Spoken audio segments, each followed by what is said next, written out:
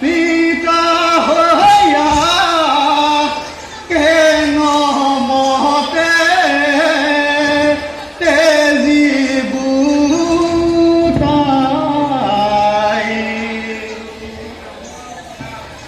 দুষ্ট ব্ৰাহ্মণ নৰ কথা নলৈ বা মনে ত্যাগ কৰা তাৰ কথা ধৰো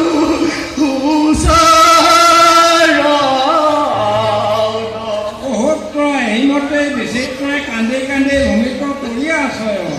পুত্ৰক আৱতী কনক প্ৰভাই কান্দি উঠে লাগল কনক প্ৰভা পুত্ৰ